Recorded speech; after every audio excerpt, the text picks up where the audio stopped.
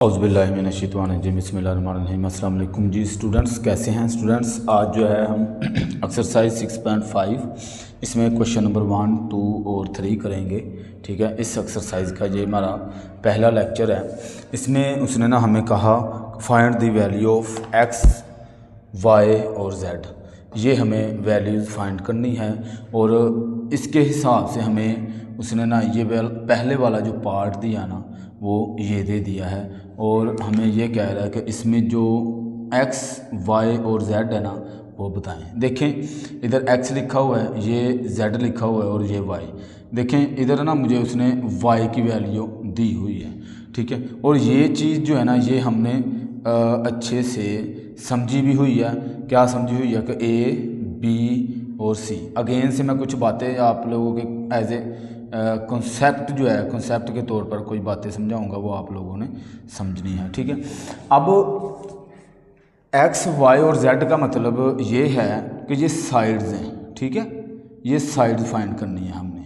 तो अगर उसने हमें, जैसे इधर उसने हमें दी है, एक साइड दी हुई है 4। ठीक है, एक साइड दी हो और दो साइडें हमारे पास ना हो, दो साइड्स ना हो, तो हम क्या करते हैं, हम ट्रिग्नोमेट्रिक रेशो लगाते हैं जो कि यहाँ पे मैंने लिखी हुई है। ठीक है, ये हमने पहले भी याद की है। Some people have sine perpendicular over hypotenuse. Have का एच और पीपल का पी। ठीक है, इसी तरह curly brown hair base over hypotenuse और टेंजेंट जो है थ्रो प्रॉपर ब्रशिंग, तो टी टैन और प्रॉपर का पी परपेंडिकुलर और ब्रशिंग का बी। ठीक हो गया। तो ये चीज़ हमने अच्छे से अगेन से याद कर लेनी है। जिसने मेरा एक्सरसाइज पीछे 6.4 का लेक्चर लिया है ना, उसमें हमारे सारे क्वेश्चन जो थे, क्वेश्चन नंबर जो 1 था ना, क्वेश्चन नंबर 1 वो मेरा तकरीबन कंप्लीट इसी बात पे था और एक ही इसका लेक्चर मैंने दिया था क्वेश्चन नंबर 1 का। फिर आगे दूसरे लेक्चर में बाकी क्वेश्चन समझाए थे। ठीक है, तो इस वाले लेक्चर को अच्छे से लें, उसको समझें, उसमें आप लोगों को काफ़ी बातें जो है अच्छे से समझ आएगी। ठीक है, तो क्योंकि वो एक्सरसाइज जो है ना वो इसके साथ लिंक्ड है। ठीक है, इसलिए मैं कह रहा हूँ। अब जब हमने ये चीज़ें याद कर ली है तो देखें, अब इसमें हमारे पास जो मिसिंग है वो ये भी मिसिंग है और ये भी है। तो देखें अब मैंने ये चीज़ फाइंड करनी है। ठीक है, तो मेरे पास एक चीज़ ये है, अब हमने वो दूसरी साइड वो रखनी है जिसमें मेरे पास कोई साइड फाइंड होगी। ठीक है, इसमें हमारे पास है ना 3 साइडें होंगी। देखें इधर 3 साइडें कैसे होंगी, एक एंगल दिया होगा, ये देखें इधर एंगल दिया हुआ है, ये एंगल। ठीक है, 1, 2 और 3। ठीक है, ये 3 साइडें, 3 चीज़ें हैं। 3 चीज़ों में से 2 चीज़ें जो है हमें पता होंगी। ठीक है ना, 2 वैल्यूज़ हमें ऑलरेडी पता होंगी और तीसरी वैल्यू उन 2 की मदद से हम निकाल लेंगे। ये मोस्ट इम्पोर्टेंट है बात। ठीक हो गया। तो अब मेरे पास एंगल भी है, एक साइड भी है और दूसरी साइड में या तो ये वाली फाइंड कर लूँ या फिर ये वाली फाइंड कर लूँ, मेरी मर्ज़ी है। अब अगर तो मैंने ये वाली फाइंड करनी है तो इस वाली पूरी साइड को कहते हैं परपेंडिकुलर और इस साइड को कहते हैं बेस। हमें पता है, हमने याद की हुई है। ठीक हो गया। तो परपेंडिकुलर जो है देखना है कि आया कि परपेंडिकुलर और बेस इस पूरे में किसके अंदर जो है वो आ रहा है। ठीक है, किस फार्मूले में है, परपेंडिकुलर ओवर बेस या फिर बेस ओवर परपेंडिकुलर हो जाए। तो देखें यहाँ पे परपेंडिकुलर ओवर बेस, इधर बेस और हाइपोटेन्यूस आ रहा है, लेकिन आप चाहें तो ये वाला फार्मूला लगा के पहले जेड फाइंड कर लें, आपकी मर्ज़ी। मैं फिर से, क्योंकि कुछ बच्चे हैं वो रट्टा लगाते हैं कि सर ने पहले एक्स फाइंड किया है तो हमने भी एक्स ही फाइंड करना है। नहीं, आप लोग चाहें तो पहले जेड फाइंड कर लें। किसकी मदद से, ये देखना है कि आया कि ये हाइपोटेनस है। ठीक है, इसको हाइपोटेनस भी लोग कुछ टेनिस पढ़ते हैं, कुछ इसको हाइपोटनस भी पढ़ते हैं। ठीक है ना, आप जैसे टीचर्स आपको बताएं वैसे पढ़ लें इसको। अच्छा जी, हाइपोटनस या हाइपोटेनस। अब हाइपोटेनस जो है ना मेरे पास वो देखना है कि ये वाली चीज़ और ये वाली चीज़ किस में आती है। ठीक है, तो हम देख लेते हैं कि बेस और हाइपोटेनस। तो ये देखिए इसमें आ रही है ना हमारे पास, बेस भी आ रही है, हाइपोटेनस भी आ रही है, तो हम इसकी मदद से फिर जेड फाइंड कर लेंगे। आपकी मर्ज़ी है। अगर हमने पहले एक्स फाइंड करना है तो tan वाला हमने ट्रिग्नोमेट्रिक रेशियो लगा लेनी है। अगर पहले z फाइंड करना है तो ये लगा लेनी है। ठीक हो गया। एक चीज़ जब आ जाएगी, अब हमारे पास क्या होगा कि ये मैं दोबारा से बना रहा हूँ, फ़र्ज़ करो ये भी मेरे पास आ गई है और ये भी मेरे पास है। अब अगेन से ये चीज़ फाइंड करनी है। तो हमने ये भी पीछे एक्सरसाइज में समझे हैं। अगर मेरे पास दो साइड्स हों तो बाई पैथागोरस थ्योरम जो है लगाते हैं, जिसको उर्दू में मसला फिसागोरस कहते हैं। ठीक है ना। तो बाई पैथागोरस थ्योरम की मदद से हमने जो है फिर तीसरी साइड, बात जहन में रखिएगा कि राइट एंगल ट्राइंगल में जब दो साइड्स मेरे पास मौजूद हो, तीसरी साइड के लिए हम क्या करते हैं, पैथागोरस थ्योरम लगा देते हैं। अगर मेरे पास दो साइड्स मिसिंग हो तो हम क्या करते हैं, एक साइड की मदद से बाकी साइडें जो हैं वो साइड्स निकाल लेते हैं। ठीक हो गया। ये कुछ कॉन्सेप्ट था, ये आप लोगों ने अच्छे से देख लेना है। अच्छा, एक और चीज़ इसमें जो हमें उसने ना बाद में आगे वाले क्वेश्चन में एंगल पूछने हैं साथ में ना, वो कहेगा पहले तो कि एक्स वाई जेड भी फाइंड करें and angles, missing angle, unknown angle कहेगा वो। ठीक है ना।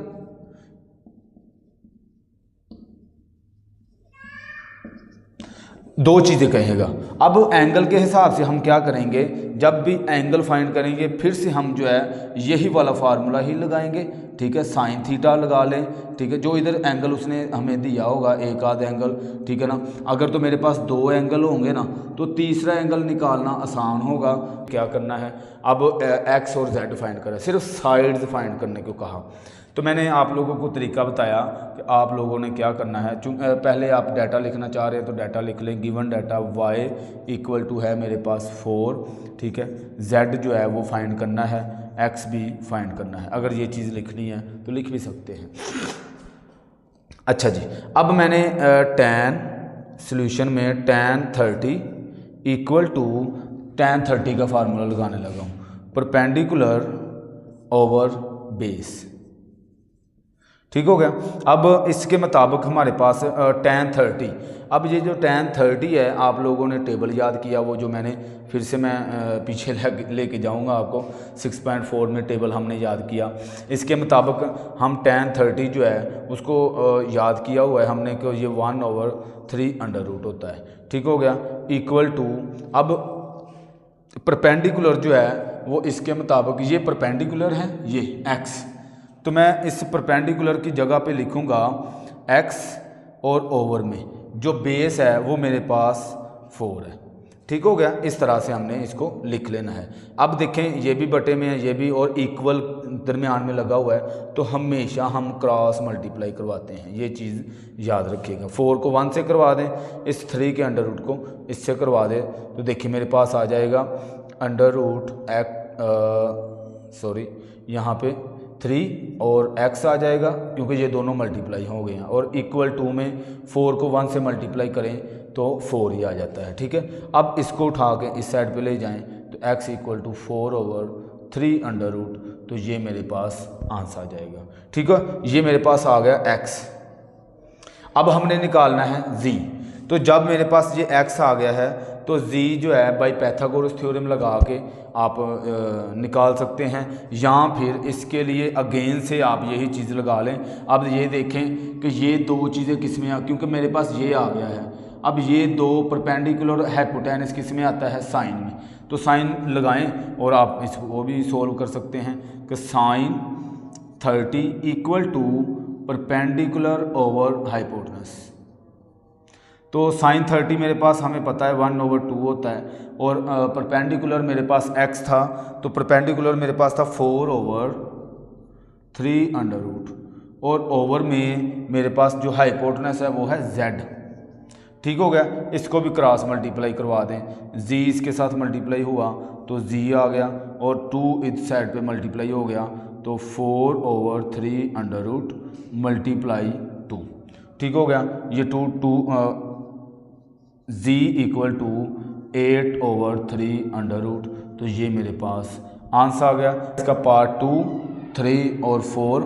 पार्ट 2 में हमारे पास अगर आप गौर करें तो यहाँ पे देखिए हमें उसने y दिया हुआ है, तो y ये वाली साइड हमारे पास परपेंडिकुलर है और हाइपोटेनस और एक्स नहीं दिया हुआ, यानी बेस नहीं दी हुई। तो अब हमने सीख लिया है कि अगर एक साइड दी हो, इसकी मदद से हम बाकी साइड्स निकाल सकते हैं। और इधर देखें एंगल उसने π/4 दिया हुआ है, तो कोई ऐसी बात नहीं, मैं इधर गिवन डाटा जो है वो लिख लेता हूँ।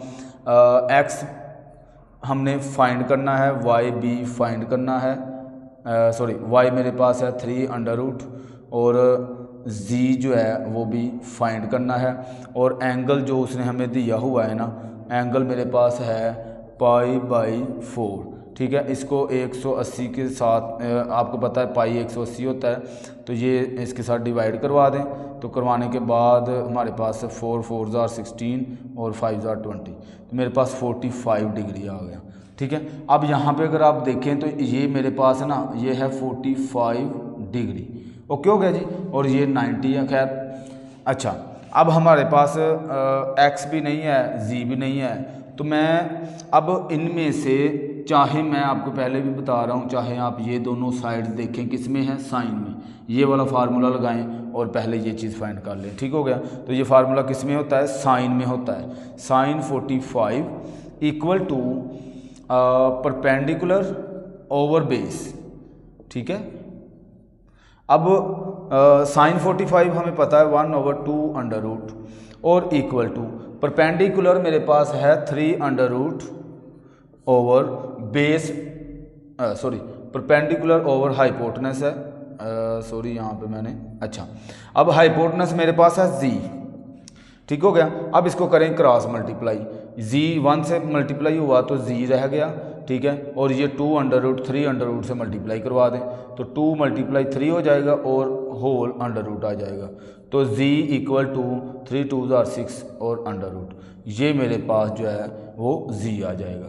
अब देखें दूसरी चीज़ फाइंड करने के लिए, अब ये दो चीज़ें आ गई मेरे पास, ये मेरे पास आ गया 6 का √, तो मैं इसको ना बाय पाइथागोरस थ्योरम से भी करवा देता हूँ। पहला मैंने सवाल आपको इसी के, चाहे आप दोनों दफ़ा यही फार्मूला इसी तरह देखें। अब देखें कि ये दो चीज़ें किस में हैं, या फिर ये दो चीज़ें किस में हैं, दो साइड्स, ये परपेंडिकुलर है, ये बेस, तो परपेंडिकुलर बेस जो है वो tan में है, tan वाला फार्मूला लगाएं और हल कर दें।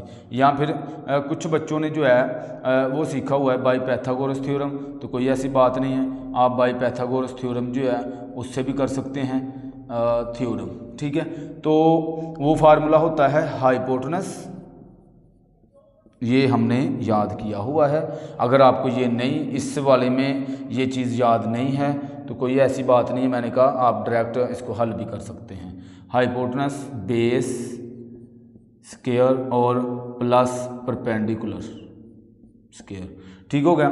हाइपोटेनस देखिए मेरे पास इधर है 6 का √, ठीक है, 6 √ और इसके ऊपर स्क्वायर है इक्वल टू, बेस देखिए मेरे पास कुछ भी नहीं है, x है तो इसका स्क्वायर हो गया। इसी तरह परपेंडिकुलर मेरे पास है 3 √, ठीक है। मैं दोनों तरीके से करवा रहा हूँ, हाइपोटेनस पाइथागोरस थ्योरम से भी और डायरेक्ट ट्रिग्नोमेट्रिक रेशियो से भी, ठीक है। ये इसके साथ कट हुआ, ये इसके साथ कट हुआ, इधर आ गया मेरे पास 6 इक्वल टू, इधर आ गया x का स्क्वायर, और इधर मेरे पास बच गया 3, क्योंकि √, के साथ स्क्वायर कैंसिल हो जाता है। इसको उठा के इस साइड पे लेके आए, 6 - 3 इक्वल टू x स्क्वायर, ठीक हो गया। ये 6 में से 3 निकाल दें तो 3 इक्वल टू x स्क्वायर, ठीक है। अब मुझे इधर सिर्फ x चाहिए, x के साथ स्क्वायर नहीं चाहिए, तो दोनों साइड पे हम अगले स्टेप में स्क्वायर रूट ले लेंगे। ये इसके साथ कट हो गया तो 3 इक्वल टू x, तो मेरे पास जो x है ना वो आ गया √3, तो ये मेरे पास जो है आंसर आ गया। ये दोनों साइड्स हमने फाइंड कर ली। अब इसी तरह इसका जो है वो तीसरा पार्ट जो है वो कर लेते हैं, ठीक है ना। ये सेकंड पार्ट था जो हमने सोल्व कर लिया है, अब हम ये वाला कर रहे हैं, ठीक है। थर्ड पार्ट में देखें कि मेरे पास y नहीं है, x भी नहीं है, ये भी मेरे पास क्वेश्चन मार्क है, ये भी, और z है, कोई बात नहीं है। मैं इधर लिखूँगा z इक्वल टू मेरे पास है 2, ठीक है।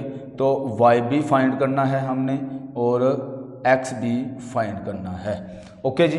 अब हमारे पास एंगल उसने 60 दिया हुआ है, तो अब गौर करें, मैं ये दो, या तो ये वाली साइड लगा लें या भी ये वाला, देखें परपेंडिकुलर और हाइपोटेनस किस में है, साइन में है, तो साइन का फार्मूला लगाएं, साइन एंगल कौन सा है 60, ये 60 एंगल लिखा हुआ है। इसके हिसाब से ये परपेंडिकुलर है, ये बेस, हमें ये चीज़ पता है। अब इसका फार्मूला होता है परपेंडिकुलर ओवर हाइपोटेनस। साइन 60 जो होता है वो होता है 3√/2 और परपेंडिकुलर जो है इसमें हम देखेंगे वो y है, क्योंकि मैंने वो फाइंड करना है, और इधर से मेरे पास z है जो 2 है। ठीक हो गया। इसको करवाएं क्रॉस मल्टीप्लाई, तो 2 को y से करवाया तो 2y आ गया। इसी तरह इस 2 को इससे मल्टीप्लाई करवाएं तो मेरे पास 2√3। ठीक है, इसको उठा के फिर इसके साथ डिवाइड करवा दें, 2√3/2, ये इसके साथ कट हो गया तो y = 3√, ये मेरे पास y आ गया। ठीक हो गया। दूसरा तरीका मैंने फिर से पैथागोरस थ्योरम है, आपकी मर्ज़ी है वो लगा लें, वैसे ये ज़्यादा आसान है तो ये भी आप लगा सकते हैं। अब देखें यहाँ पे अब ये चीज़ आ गई है मेरे पास y, ये मेरे पास आ गया 3√। अब चाहें तो आप ये वाला फार्मूला लगा लें जिसमें ये 2 साइड्स आती हैं। ठीक है, परपेंडिकुलर ओवर बेस आता है, तो इसमें tan में आता है, ये वाला फार्मूला लगाना है तो ये लगा लें, tan 60 = परपेंडिकुलर ओवर बेस। ठीक है, tan 60 जो है वो होता है 3 का √। ठीक है ना, हमने ये सीखा हुआ है। और परपेंडिकुलर जो है मेरे पास वो 3√है, ओवर बेस मेरे पास x है। ठीक हो गया। इसको करवाए क्रॉस मल्टीप्लाई तो ये इस साइड पे आ जाएगा, तो x = 3√/3√, ये इसके साथ कट हुआ तो x = 1 आ गया। ठीक हो गया, x भी मेरे पास 1 आ गया। तो इस तरह से हमारे पास पार्ट जो 3 था ये भी सॉल्व हो गया। अब कर लेते हैं इसका पार्ट नंबर 4। ठीक है, पार्ट नंबर 4 इधर मुझे लिखना चाहिए था, खैर पार्ट नंबर 4 में हमारे पास देखें y दिया हुआ है उसने, x और z नहीं दिया हुआ, तो इधर आप लिख लें y = 4 दिया हुआ है, x भी क्वेश्चन मार्क है और z भी क्वेश्चन मार्क है। अच्छा जी, एंगल उसने 45 दिया, ज़बरदस्त हो गया। अब देखें ये वाला फार्मूला लगा लें परपेंडिकुलर ओवर बेस वाला, तो ये tan में होता है, इधर लिखें tan 45 = परपेंडिकुलर ओवर बेस। ठीक हो गया जी। tan 45 जो होता है वो हमारे पास होता है 1 = परपेंडिकुलर मेरे पास देखें x है और जो बेस है वो मेरे पास 4 है। इसको करवाएं क्रॉस मल्टीप्लाई। ठीक है ना, तो x = 4 1 4, तो ये मेरे पास x आ गया। ठीक हो गया, x जो है मेरे पास कितना आ गया 4, और 4 में भी इधर सेंटीमीटर लिखे हुए हैं तो आप सेंटीमीटर भी लिख सकते हैं, इधर सेंटीमीटर, तो इसके साथ भी आप जो है यूनिट लाजमी लगा दें, वो मैंने किसी क्वेश्चन में नहीं बताएं तो आप यूनिट लगा लीजिएगा। ठीक है। अच्छा जी, अब चूंकि मेरे पास x आ गया है, मुझे हाइपोटेनस चाहिए, तो अब ये वाला फार्मूला लगा लें आप। ठीक हो गया, तो वो फार्मूला है sine 45 = perpendicular over hypotenuse. Sine 45 है 1/2 इक्वल टू परपेंडिकुलर मेरे पास है 4 और हाइपोटेनस मेरे पास है z। ठीक है, अब इसको अगेन से क्रॉस मल्टीप्लाई करवाएं, z 1 z ही आ जाएगा और 4 को इसके साथ मल्टीप्लाई करवा दें तो ये मेरे पास ऐसे आ जाएगा, तो यही मेरा आंसर होगा। ठीक है, कुछ बच्चे पैथागोरस थ्योरम से करते हैं, वैसे भी कर लें, ऐसे अगर आसान लग रहा है तो ऐसे कर लें आप। क्वेश्चन नंबर 2 में वो कहता है find the unknown sides and angles. ठीक है, हमें 2 चीज़ें फाइंड करने को कह रहा है कि हमने अभी जो मैंने पीछे क्वेश्चन आप लोगों को समझाया उसमें हमने सिर्फ साइड्स फाइंड की हैं, बिल्कुल इजी, जैसे मैंने वो क्वेश्चन किया इसको भी सेम आपने वैसे ही करना है। अच्छा, और इसमें मज़े की बात है कि 2 साइड्स दी हुई हैं, तीसरी निकालनी है तो आप चाहें बाई पैथागोरस थ्योरम लगा, क्योंकि ऑलरेडी 2 साइड्स हैं मेरे पास, डायरेक्ट पैथागोरस थ्योरम लगाएं, सवाल आपका सॉल्व। अच्छा, और साथ में इसने अब इस दफ़ा एंगल कह दिया, मैंने पीछे भी आप लोगों को बताया कि एंगल अगर उसने 2 दिए होंगे तीसरा निकालना आसान है। अब मेरे पास सिर्फ एक एंगल है, देखें ये जो हमारे पास इस तरह से एंगल बनाते हैं ना, तो ये 90 का एंगल होता है। ये चीज़ मैंने पहले लेक्चर्स में बताई हुई है, ठीक है। तो ये मेरे पास है 90 का एंगल। अब इसमें हमने ना जो चीज़ फाइंड करनी है वो 6 चीज़ें मेरे पास, यानी 6 वैल्यूज़ हैं। जैसे कि एंगल कितने हैं इसके, 1 2 3, और साइड्स कितनी हैं वो भी 1 2 3, ठीक हो गया। तो 3 ही साइड्स हैं और 3 ही इसके एंगल हैं। तो मैं क्या करूँगा इसके अंदर कि एंगल, अब इसमें जो गिवन डाटा है ना वो लिख लेता हूँ पहले। फर्स्ट ऑफ ऑल हमारे पास एंगल बी उसने दिया हुआ है, एंगल बी, ठीक है ना। सबसे पहले आप लोगों ने ये वाला काम कर लेना है। एंगल बी मेरे पास है 90 डिग्री, ठीक हो गया। और साइड सी जो है उसने हमें दिया हुआ है 13√, और ए भी उसने हमें दिया हुआ है 3√, ठीक हो गया। ये 3 साइडें उसने हमें दी हुई हैं और 3 चीज़ें हमें जो है वो फाइंड करने को कह रहा है। एक तो हमें ये कह रहा है कि एंगल ए मुझे निकाल के दें, एंगल सी, और इसी तरह बी वाली जो साइड है वो हमें निकालने को कह रहा है। आपको ये चीज़ समझ आई होगी। सबसे पहले ये चीज़ लिख लें। बच्चे क्या करते हैं, वो इसको डायरेक्ट सॉल्व करने लग जाते हैं, उनको नहीं पता चलता है हमने क्या क्या चीज़ें फाइंड करनी। अब आपको पता चल गया कि जो चीज़ें मेरे पास है, जो गिवन है वो भी पता चल गया, जो हमने फाइंड करनी है वो भी पता चल गया। अब इसको सोल्व करते हैं। देखें, साइड के हवाले से ये मेरे पास साइड है, तो तीसरी साइड, 2 साइड्स हों, एक साइड निकालने के लिए बाय पाइथागोरस थ्योरम डायरेक्ट इधर आप लिखें बाय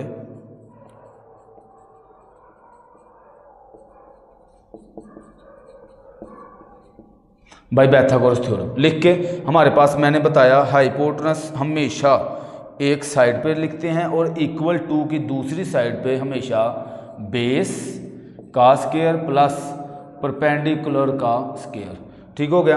अब हाइपोटेनस हमारे पास इसमें देखेंगे कि क्या है, वो मेरे पास बी है, ठीक है। तो मैं इधर लिखूंगा बी।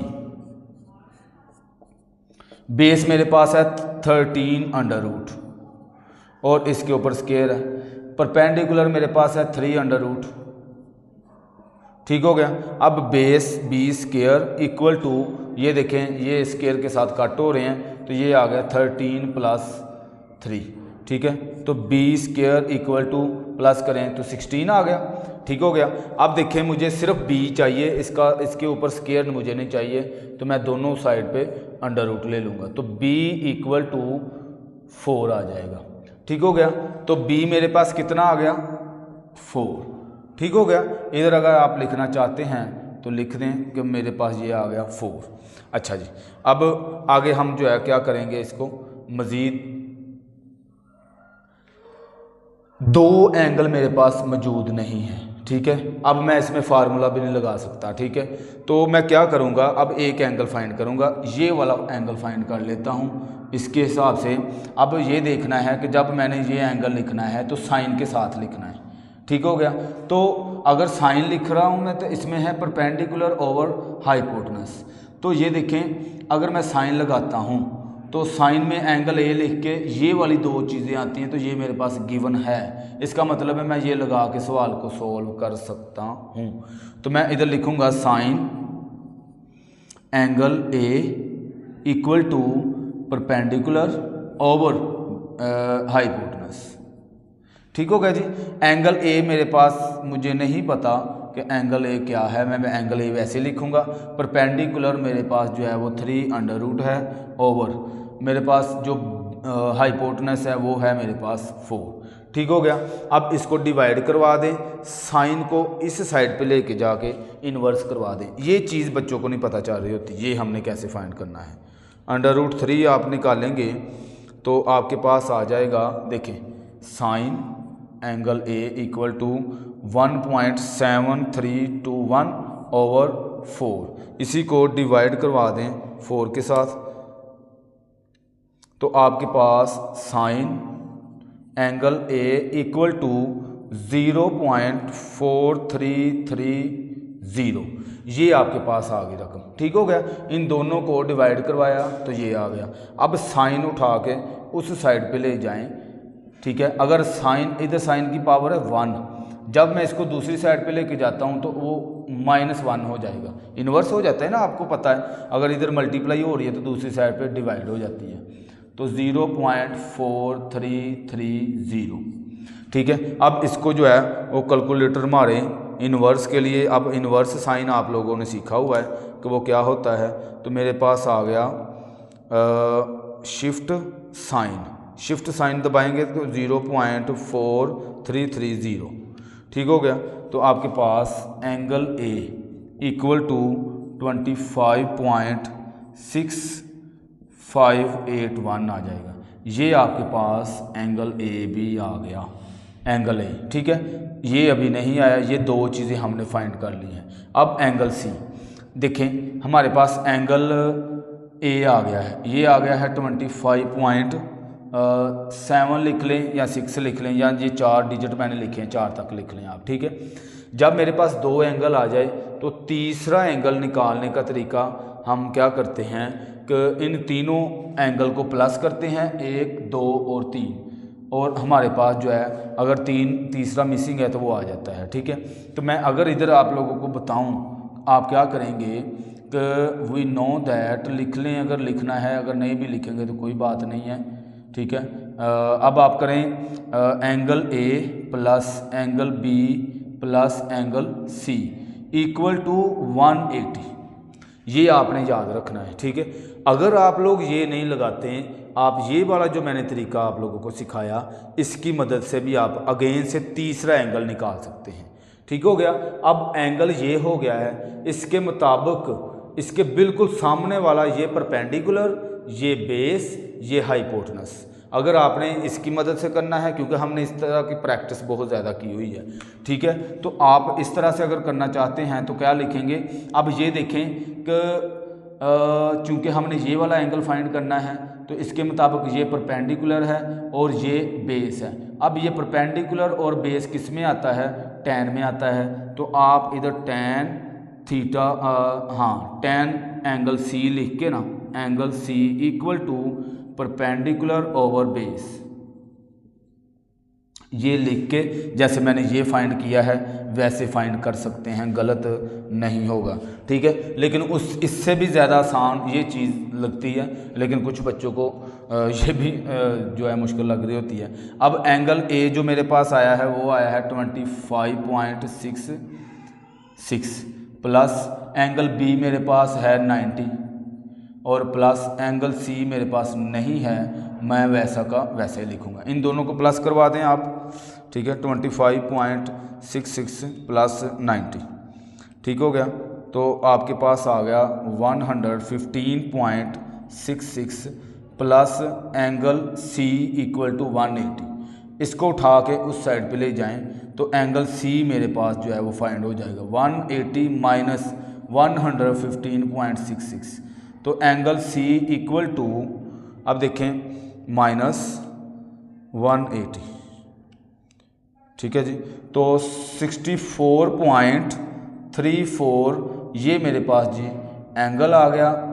आप इधर एंगल का साइन भी लगा दें, इधर भी लगा दें। तो ये था मेरे पास।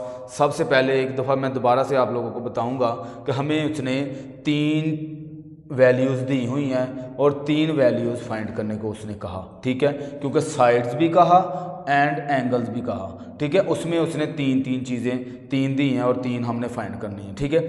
अब मेरे पास 2 साइड्स होने की वजह से तीसरी साइड के लिए मैं पाइथागोरस थ्योरम लगाता होता हूँ, तो वो मैंने फार्मूला लगाया, लगा के बी वैल्यू फाइंड कर ली। ओके हो गया जी। अब आप जब एंगल फाइंड करेंगे, आप इन तीनों में से कोई भी फार्मूला लगा सकते हैं, रट्टा नहीं लगाना। मैंने साइन वाला लगाया क्योंकि अब देखें ना, मेरे पास तीनों साइड्स हैं, तो मेरी मर्ज़ी मैं ये लगा लूँ, ये लगा लूँ, ये लगा लूँ, कोई भी फार्मूला लगा के आप इसका एंगल ए फाइंड कर सकते हैं। ओके हो गया जी। लेकिन एंगल ए फाइंड करते हुए ये देखना है कि अब साइड चेंज होनी है। अगर कोज लगाते हैं, कोज एंगल ए, तो बेस ओवर हाइपोटेनस हो जाना है। ये बेस है, ये हाइपोटेनस, रकमें चेंज होनी है बस, बाकी आपका सवाल हल हो जाएगा, ठीक हो गया।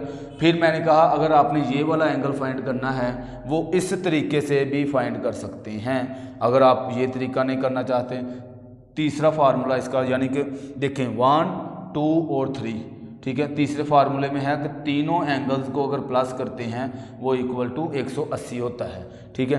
फिर हमने इनकी वैल्यूज़ लिखी, इनको प्लस किया, उठा के दूसरी साइड पे लेके गए, माइनस किया तो 64.34 आंसर आ जाएगा। जो है क्वेश्चन 2 का पार्ट नंबर 2, तो इसमें अब हमारे पास जो शेप है वो चेंज हो गई है और वैल्यूज़ ज़ाहिर सी बात है वो चेंज हो गई हैं। और मज़े की बात इस वाले सवाल में है कि हमारा क्वेश्चन जो है वो सेम टू सेम पार्ट 1 की तरह है। जैसे कि मैंने आप लोगों को पहले समझाया कि आपने वो चीज़ें लिख लेनी जो हमें गिवन है, ठीक है, जो उसने हमें दी हुई है। एंगल बी उसने हमें दिया हुआ है वो है 90, ठीक है, और सी उसने वैल्यू सी की दी है वो है 4 सेंटीमीटर, और ए भी उसने हमें दिया हुआ है वो भी 4 सेंटीमीटर, बल्कि ये दोनों ही 4 सेंटीमीटर हैं, ठीक हो गया। इसके बाद हम जो है जो चीज़ हमें फाइंड करनी है वो भी लिख लेते हैं।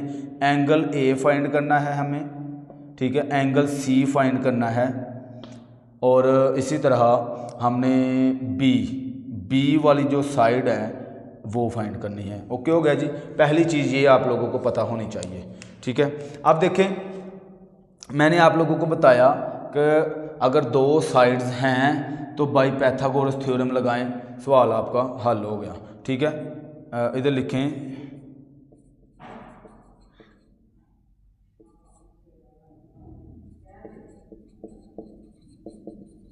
अच्छा, बाई पाइथागोरस थ्योरम लगा के फार्मूला है hypotenuse square equal to base और परपेंडिकुलर।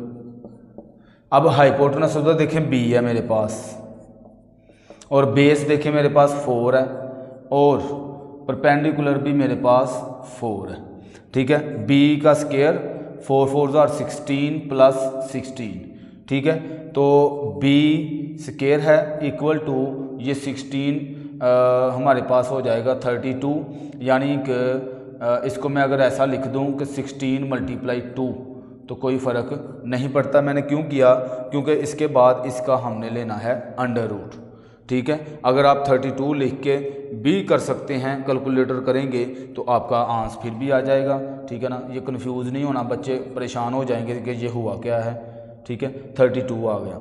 अब अगले स्टेप में आप दोनों का जो है वो अंडर रूट ले लें, ठीक है। अंडर रूट आपके पास साइंटिफिक कैलकुलेटर है, अंडर रूट 32, ठीक है। तो ऑलरेडी इसका इक्वल टू 4 √2 ये आंसर आ जाएगा, ठीक है जी। ये मेरे पास यानी इधर से ये बी का कट हो जाएगा, बी मेरे पास जो है ना वो आ गया 4 √2, ठीक है। ये मेरे पास जो है वो बी आ गया है। अब क्या करेंगे, चूँकि हमने एंगल्स फाइंड करने हैं, फिर से वही काम जो तरीका मैंने आप लोगों को सिखाया। अब ये दो चीज़ें देखें किस में मौजूद है, ठीक है। ये दो, बल्कि ये भी चीज़ मेरे पास बी भी मेरे पास आ गया है 4 √2, तो ये भी आप कर सकते हैं, लेकिन ये 4 और 4 आसान है, इधर अंडर रूट है, ये ना लिखें, ये वाली लिख लें चाहें। तो ये देखिए परपेंडिकुलर ओवर बेस, तो tan में मौजूद है, तो इधर लिखें tan। अब जो एंगल है वो मेरे पास कौन सा फाइंड कर रहा हूँ मैं, ये वाला। इसके मुताबिक एंगल ए है, ये एंगल ए के मुताबिक ये मेरा परपेंडिकुलर, ये base equal to perpendicular over base, ठीक है। एंगल ए मैं वैसे लिखूंगा tan angle A equal to perpendicular भी मेरे पास 4 है, बेस भी मेरे पास 4 है। देखें 4 से 4 कैंसिल करें तो tan angle A equal to 1 आ गया। अब tan को उठाएं इस साइड पे ले जाएं तो angle A equal to tan इस साइड पे आके इन्वर्स हो जाता है, ठीक है ना, 1 आ गया। अब कैलकुलेटर आप उठाएं, उठा के शिफ्ट tan और 1 लिख दें तो आपके पास एंगल ए इक्वल टू 45 आ गया, ठीक हो गया जी। दो एंगल आ गए हमारे पास, एक एंगल ये वाला और एक एंगल ये। तो मैंने कहा जब भी दो एंगल आ जाने हैं इन दोनों को प्लस करके 180 में से माइनस, तो इधर आप लिखें angle A plus angle B plus angle C equal to 180, ठीक है। एंगल ए मेरे पास जो है वो 45 है, प्लस एंगल बी मेरे पास जो है वो 90 है, प्लस एंगल सी फाइंड करना है 180। इन दोनों को प्लस करवा के इस साइड पे माइनस करवा देते हैं, ठीक है। तो 45 प्लस 90 तो हमारे पास 135 आ जाएगा, plus angle C equal to 180, ठीक है। Angle C equal to 180 minus 135, ये इधर प्लस का है, दूसरी साइड पे माइनस हो जाएगा, तो माइनस 180। तो मेरे पास एंगल सी जो है वो भी 45 आ गया। तो इस तरह से मेरा क्वेश्चन सॉल्व हो गया। तीन चीज़ें हमने निकालनी थी, तीनों साइड जो वैल्यूज़ निकाल ली, क्वेश्चन सॉल्व। क्वेश्चन नंबर 3 में आप लोग देखेंगे उसने कहा हुआ कि each side of a square field is 60 metre long, find the length of the diagonal of the field. हमें कहता है कि एक ना फील्ड है जिसकी जो शेप है ना वो स्क्वायर शक्ल में है, ठीक है, और उसकी हर साइड जो है वो 60, आप इसकी ना ऐसे शक्ल जो है वो बना लेंगे। अब स्क्वायर सब बच्चों को पता है कि जो स्क्वायर होता है वो क्या होता है, ठीक है। इस तरह का एक डब्बा होता है जिसकी चारों साइडें एक जैसी होती है। अब उसने ना हमें 60, 60, 60 और 60 दिया हुआ है, वो खुद कह रहा है, ठीक है। अच्छा जी, find length of a diagonal. इसमें ना डायगोनल जो होता है ना वो वितर होता है इसका, इस तरह से, ठीक है। ये हमें फाइंड करने को कह रहा है, ये वाला जो है ना वो क्वेश्चन मार्क है, इसको चाहें तो आप एक्स का नाम दे लें, ठीक हो गया। अब ये सवाल है हमारे पास, तो इसमें हमें ये वाली चीज़ चाहिए।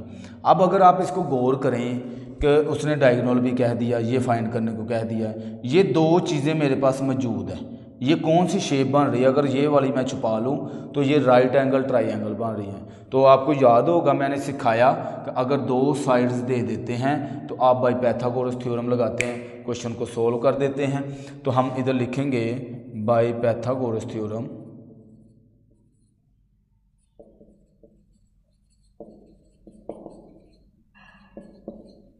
अच्छा जी, अब क्या है कि हमारे पास hypotenuse square equal to perpendicular plus base, ठीक है। अच्छा, ये कभी नहीं चेंज करना, इसको इक्वल के इसी साइड पे रखना है। ये बेस पहले आ सकती है, परपेंडिकुलर बाद में लिख सकते हैं, इस साइड पे कोई मसला नहीं है, ठीक है, क्योंकि दरमियान में प्लस है। अच्छा जी, अब देखें इसके मुताबिक हमारे पास जो है ना ये साइड और ये है, तो अब ये क्या होती है, ये परपेंडिकुलर होती है, ठीक है। ये हमारे पास बेस होती है और ये मेरे पास जो है वो हाइपोटेनस होती है। तो इसको मैं लिख लेता हूँ एक्स का स्क्वायर इक्वल टू, परपेंडिकुलर मेरे पास 60 है और ये भी मेरे पास 60 है, ठीक हो गया। तो एक्स स्क्वायर इक्वल टू ये 60 जो है मेरे पास हो जाएगा 6 × 3600 प्लस 3600, ठीक है। इन दोनों को जो है वो प्लस करवा दें, एक्स स्क्वायर इक्वल टू 7200, ठीक है। अब देखें हमें ये जो एक्स है ना इसका स्क्वायर नहीं चाहिए, हमें सिर्फ एक्स चाहिए। तो मैं दोनों साइड पे लिखें, इधर टेकिंग अगर लिखना है वैसे लिख देना चाहिए, taking square root on both side. तो एक्स के ऊपर भी अंडर रूट लें और 72 के ऊपर भी लें।